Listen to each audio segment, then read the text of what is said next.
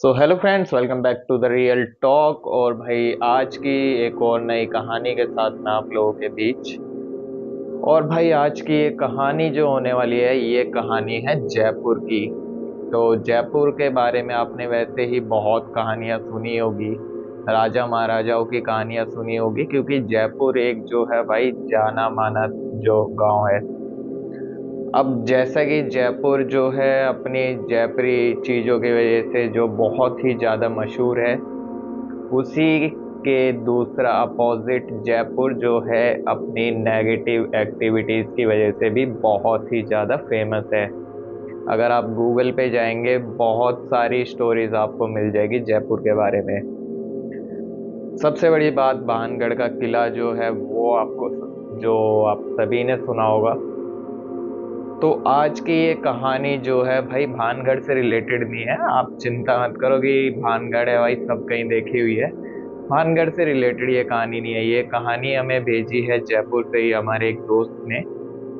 और उन्होंने जो कहानी बताई, भाई साहब रोंगटे खड़े कर देने वाली है। अगर आपके या मेरे साथ ये चीज हो जाए, कसम से कह रहा हूँ एक बार के लिए जान निकल जाएगी। तो देर ना करते हुए कहानी जो स्टार्ट करता हूँ मैं।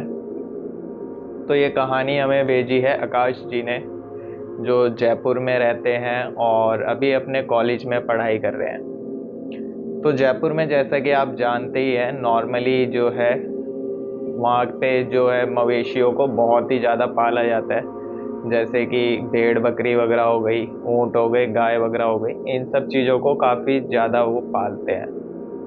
तो इसी तरह से जो अपने आकाश जी हैं, इन्होंने भी काफ़ी सारे जानवर पाले हुए हैं। भेड़ बकरियों का इनके पास पूरा झुंड है। जो इन्होंने बताया, 100 से 150 तो इनके पास भेड़ बकरियां हैं। उसके अलावा इनके पास 8 गाय हैं और भाई 2 ऊँट भी पाल रखे हैं। ये चीज़ें सुन के एक बार तो मैं शॉक था कि इतना सब कुछ संभालते कैसे हैं। लेकिन उन्होंने बताया कि शहरों की तरह वहाँ पे ये नहीं है कि फैमिली मेंबर्स अलग अलग रहते हैं। वहाँ पे सब हम लोग एक साथ रहते हैं और अपना जितना भी खर्चा है सब कुछ इन्हीं सब चीज़ों से निकल जाता है। ना हमें कहीं जॉब करने की ज़रूरत है ना कुछ, और बहुत ही मस्त ज़िंदगी अपनी जी रहे हैं। तो हुआ क्या कि एक बार जैसे कि जो है नॉर्मली डेली लेके जाते थे ये लोग अपने मवेशियों को जंगलों की साइड घुमाने और उनको चारा वगैरह खिलाने। जैसे कि नॉर्मली होता है, आप लोग भी अगर कहीं जाते हैं गांव की साइड तो आप देखते होंगे पूरा का पूरा झुंड चलता है गायों का और जो ये भेड़ बकरियों का। इस तरह से वो नॉर्मली अपने जो है मवेशियों को एक दिन घुमाने लेके गए थे, खाना वाना खिलाने जंगल में। तो वहां से क्या हुआ, उनकी एक जो सबसे पसंदीदा गाय थी भाई, वो हो गई गायब झुंड में से। अब उन्होंने बहुत ढूंढा भाई, कहीं नहीं मिली। उन्होंने बकायदा उसके पोस्टर छपवाए, क्योंकि वो उस गाय से बहुत ही ज़्यादा अटैच थे। जैसे कि कुछ एनिमल्स होते हैं जिनके साथ हम बहुत ही ज़्यादा अटैच्ड हो जाते हैं अपने पेट के साथ, उसी तरह भाई वो भी अपनी उस गाय के साथ बहुत ही ज़्यादा अटैच थे। हमेशा उसकी सेवा में लगे रहते थे। तो एक दिन वो गए थे, लेकिन वहाँ पे भाई उनकी गाय जो है जंगल में कहीं गुम हो गई। अब उन्होंने काफ़ी दिनों तक ढूंढा गाय को, पूरे जंगल में, गांव में, हर जगह ढूंढा उन्होंने। लेकिन भाई उनकी जो गाय थी, कहीं पे भी कोई नामो निशान उसका नहीं मिला।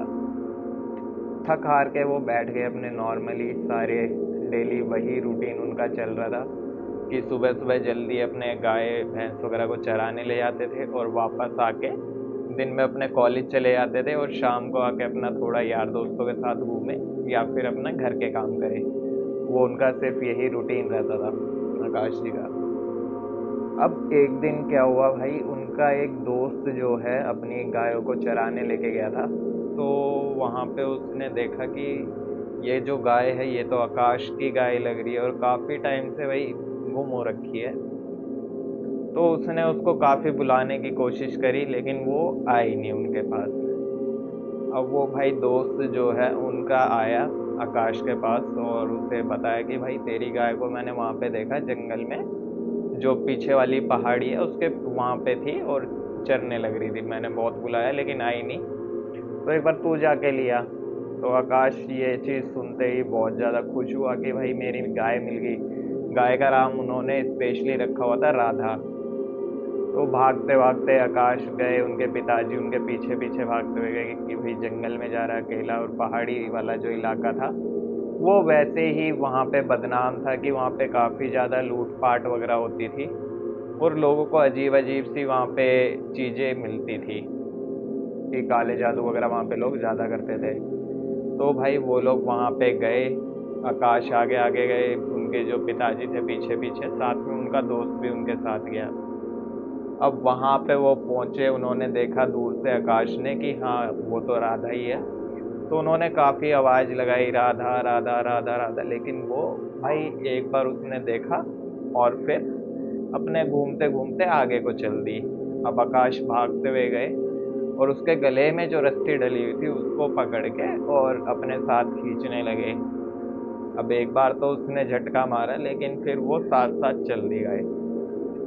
अब आकाश उस गाय को अपने को लेके आ गए, घर में लाके आराम से जो उन्होंने बाड़ा बनाया हुआ था वहाँ पे लाके बांध दी।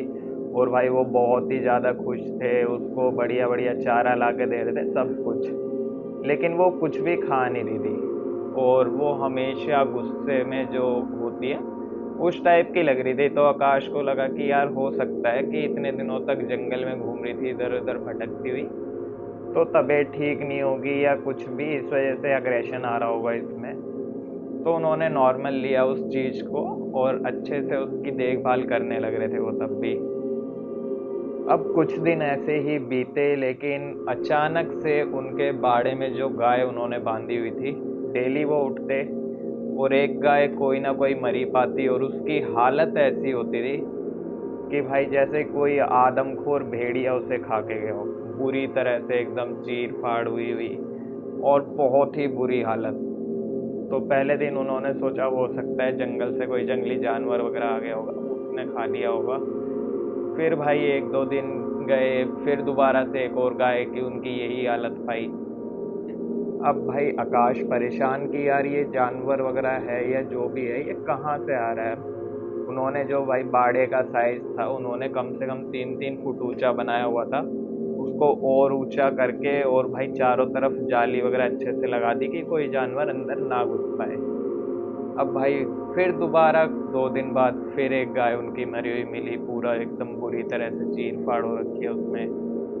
अब आकाश इस चीज को देख के थोड़े हैरान थे कि ऐसा कैसे हो सकता है कि चलो भाई पहले तो जो है दीवारें छोटी थी बाड़े की, तो कोई जानवर ऊपर से कूद के आ जाता होगा, लेकिन अब तो बाड़े की दीवारें भी ऊपर कर दी हैं, कांटे वाली जालियां भी लगा दी है, सब कुछ कर दिया है। अब जानवर आ कहाँ से रहा है। अब आकाश ने डिसाइड करा कि मैं एक काम करता हूँ, यहीं पे सो जाता हूँ और देखता हूँ कि आखिर हो क्या रहा है ये।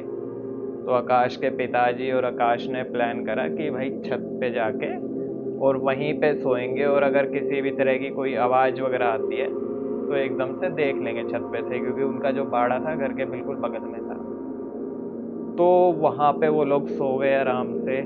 अब रात को एकदम से गायों की चिल्लाने की आवाज़ आने लगी और भाई उनके गले में जो घंटियां थी वो बजने की आवाज़ आने लगी। आकाश एकदम से उठते हैं और भाई आकाश ने जो उस टाइम चीज देखी, उनकी जो गाय थी वो एकदम से इधर उधर दौड़ रही थी, जो उनकी फेवरेट गाय थी राधा, इधर उधर दौड़ रही थी और गायों को मार रही थी। और अचानक दौड़ते दौड़ते भाई उसने रूप ले लिया एक जंगली भेड़िए का। अब आप लोग सोच रहे होंगे गाय थी, गाय ने जंगली भेड़िए का रूप कैसे लिया होगा। तो भाई आपने सुना होगा छलावे को, कि गांव के जो लोग हैं वो अच्छे से जानते हैं छलावे को, और आजकल के जो लोग हैं उसे इंग्लिश में कहते हैं स्किन वॉकर।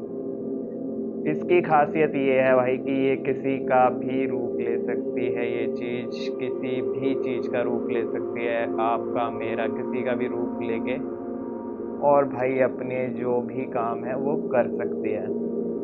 एक तरह का भूत प्रेत जो बोलते हैं, आत्मा जो बोलते हैं, वही ये चीज है। लेकिन ये किसी भी इंसान का, किसी भी जानवर का, और मतलब कुछ भी रूप ये ले सकते हैं अपना। अब भाई आकाश की हालत ये देख के बुरी तरह, मतलब एकदम से वो हिल गए थे अंदर से। उन्होंने वहीं से पत्थर वगैरह फेंकने चालू करे तो उसने एकदम से इंसान का रूप लेके और भाई गेट खोल के वहां से भागने लगा बाहर की साइड। अब आकाश ने जल्दी से जाके देखा, अपना गेट वगैरह बंद करा बाड़े का, और वहां पे एक गाय और मरी पड़ी थी उस टाइम। जैसे तैसे करके उन्होंने वो रात काटी। फिर जहाँ पे उनका जो मेन जो है, मतलब उनके जो इष्ट देवता का मंदिर है, वहाँ पे एक बाबा बैठते थे। तो वो वहाँ पे गए आकाश, उन्होंने बताई ये सारी चीज़ें।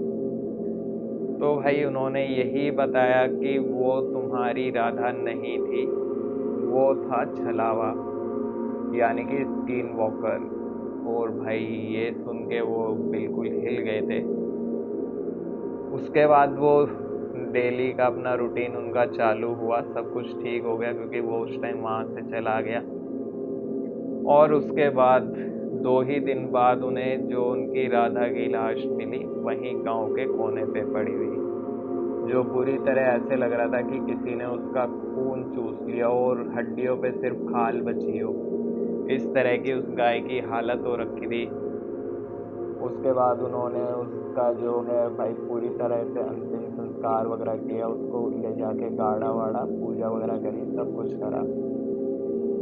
तो भाई यही है कि आप लोगों ने बहुत सारी स्टोरी सुनी होंगी, लेकिन भाई छलावा जो चीज़ है, मैं कह रहा हूँ भाई इससे खतरनाक कुछ नहीं हो सकता। कि ये किसी का भी रूप लेके आपके साथ आ सकती है ये चीज़, और कभी भी कुछ भी कर सकती है। तो इसीलिए जैसा कि घर वाले भी बोलते हैं, बहुत लोगों के, आपके भी बोलते होंगे कुछ लोगों के, कि भाई रात को सुनसान जगह पे मत जाओ। या फिर अगर आपको ये लग रहा है कि पीछे से कोई आवाज़ लगा रहा है और आप सुनसान रोड से निकल रहे हो, ऐसा लग रहा है आपको पीछे से कोई आवाज़ लगा रहा है, तो भाई पीछे मुड़ के मत देखो। रात को कोई गेट बजाने की आवाज़ आती है, गेट पे किसी की आवाज़ लगाने की आवाज़ आती है, तो भाई मत खोलो गेट को। मैं ये नहीं कह रहा कि चलो ये चीज़ ही हो सकती है, क्योंकि आजकल वैसे भी क्राइम बहुत ज़्यादा बढ़ रहा है, तो कुछ भी हो सकता है। तो हर चीज़ की सेफ्टी आपकी, आपके हाथों में है। तो आज की जो कहानी थी भाई सिर्फ इतनी ही थी। नेक्स्ट कहानी के साथ फिर बहुत जल्दी आपसे मिलूँगा, नेक्स्ट सैटरडे। तो तब तक के लिए